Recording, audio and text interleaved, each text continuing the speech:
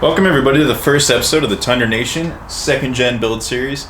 My name's Ethan. I'm the founder of Tundra Nation. Second gen Tundras, we all know, are great trucks. They're bulletproof, really fun to drive. Terrible on fuel, but that's the trade-off you get for the reliability. We're going to be installing a head unit, a 10-inch Apple CarPlay head unit with wireless CarPlay. It's something that this truck is absolutely lacking in its current state. So I'll show you what we're working with now, and then I'll show you what we're installing. So this is everything it comes with. Lots of wiring. I'm going to link the tutorial video that I'm going to follow in the description here because I've never installed a head unit. But, you know, as I figure stuff out, I'll be happy to show it. But yeah, you can see the screen. I mean, it's quite an upgrade from the factory one.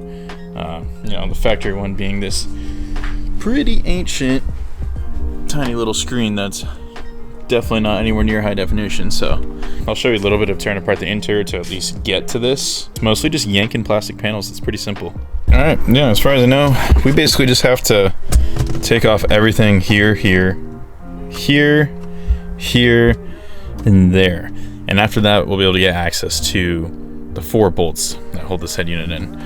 And removal really is just as simple as yanking stuff as far as I know. I do know the shift knob has come off, which is just an untwist, so I'm gonna get to pulling these panels. It's a little difficult to do one-handed on everything, so I'll get back to it. So far, it really is just yanking stuff out. This is gonna be the only one that probably gives you trouble that I'm gonna try and figure out right now. Got a couple tools with me, like a metal panel popper, a little pick, and a little flathead.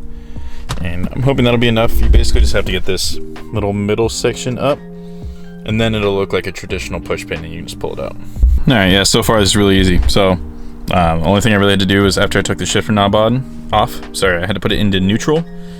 Obviously e-brake on so I don't go anywhere because I'm just in my garage. And you know, I saw the video where the guy was disconnecting all these harnesses, and I just really don't want to deal with disconnecting these and plugging it back in, so I was just kind of wanted to see if I could just droop them, and that's still plugged in.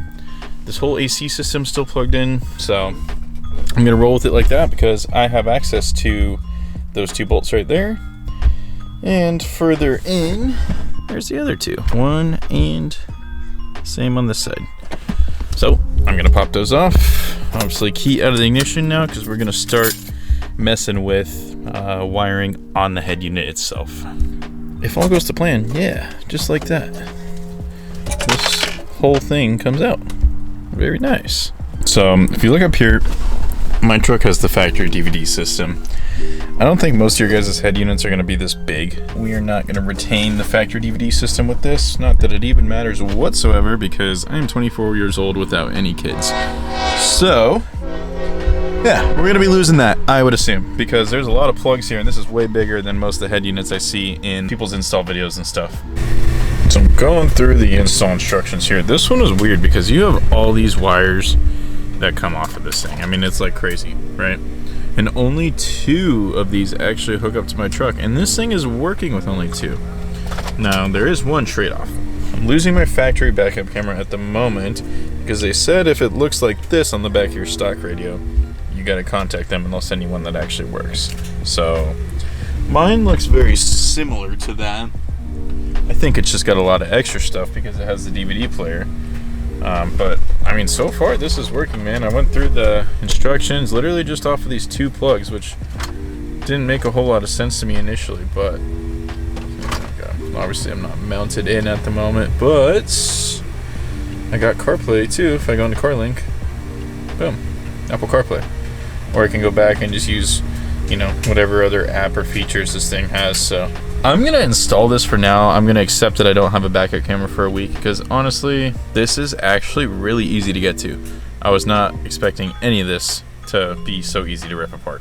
So I'm gonna rock it with just these 2 plugs for now.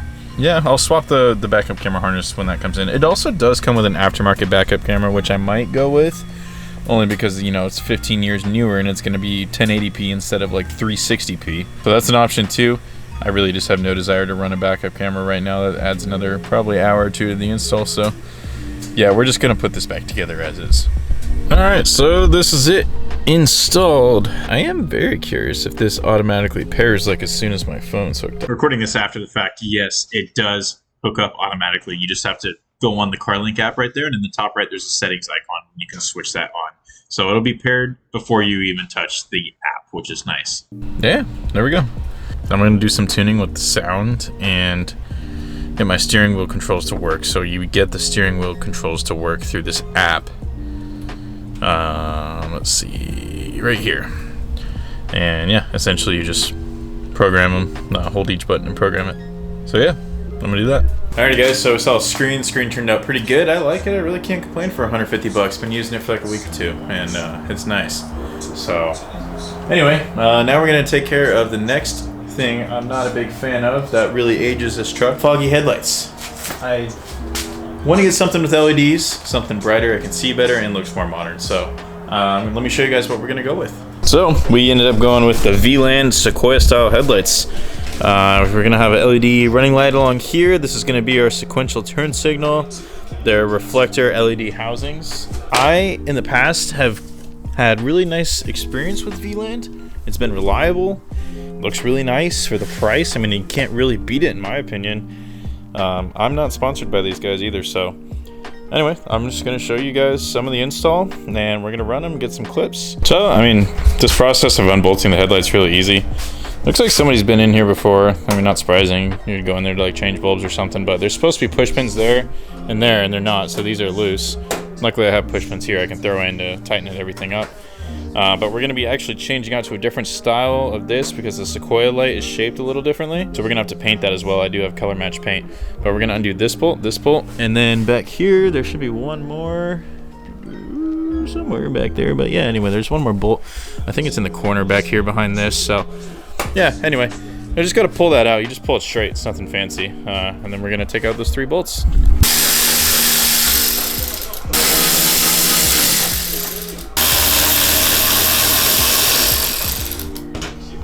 Wilson was going to take off, but he went with sooner. First baseman, Edward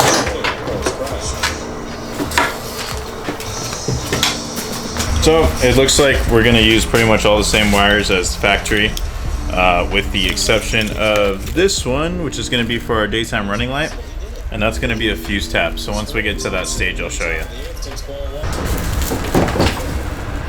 Count is 1 ball, 2 strikes. Alright, so now we're on the fuse tap portion.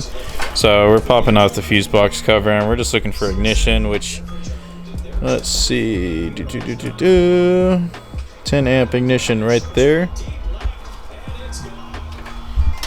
Right here is where that's going to correspond, right? Because you got a 7.5 amp above it. Yeah, so anyway, we're going to use this, and that's going to replace this 10 amp fuse down there. And then we'll just plug those 2 other ends into the headlights themselves. Alright, both sides are in. Theoretically, everything should be wired correctly, so we're just going to turn on the truck, go through all the different light cycles, and just make sure it all works. Alright, here's our daytime running light, and like, man, this looks freaking cool. These DRLs are bright, and keep in mind, we still have the protective film on them and stuff. Side marker lamp's working. Alright, now we're testing our sequential signals. Those are awesome. Love that. Very, very nice. Alright, next one we're testing is low beam. That one's clearly working, looks good. But this is exactly why we test it before bolting everything back in, because this one's not working. So let me mess with the wires a bit. Luckily, it was a simple fix. Connector was just plugged in upside down. So low beams are good on both sides. And then we just gotta check high beams, and then we gotta check high beams with turn signals. That high beam's good. That's gonna be this intersection right here. Looks like this one's good right here too. And our turn signals still work with the headlights on, and they're still sequential. So we're good to bolt everything back up, and then we're gonna adjust the beam to make sure it looks pretty even. So with the headlight beams on, I mean, obviously my garage is kind of messy and I'm probably not perfectly flat here, but it looks like my right side is gonna be lower. So I'm just gonna try and raise the right up a little bit to match the left, and we'll call that good for now. We'll fine tune it later, and it looks like this can be adjusted pretty easily with these. So I'm just gonna grab a little wrench and start turning it. So my driveway's not perfectly level. It's definitely leans to like the right a little bit like this, but this is my current adjustment. looks pretty damn good. The only thing I might do is the horizontal adjustment on the passenger headlight to the right a little bit. But I mean, besides that, man, like I sit in the driver's seat, like it looks pretty good. There's a chance I might have to go down a little bit. I might be up too high. I might be blinding people. I'm not sure. I'm gonna have to drive a little bit at night to find out. Maybe down just a hair, and it'll be perfect. That's probably what I'll do. I'll probably take both down just a tiny little bit. So anyway, that's the lights. Definitely happy with my adjustment for now. I can always tweak it down the line, but it looks pretty sweet. But now we have this gap right here, so this is what we got to figure out, and I'll show you right now. So VLAN will ship you these little filler pieces because the shape of these lights is slightly different with this angle.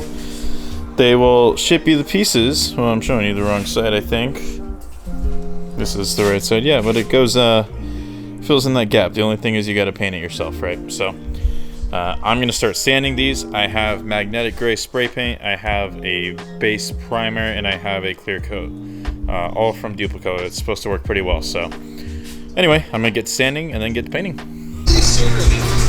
So I sanded all the way from 80 grit to 180 to 600 to 1000 and then 2000.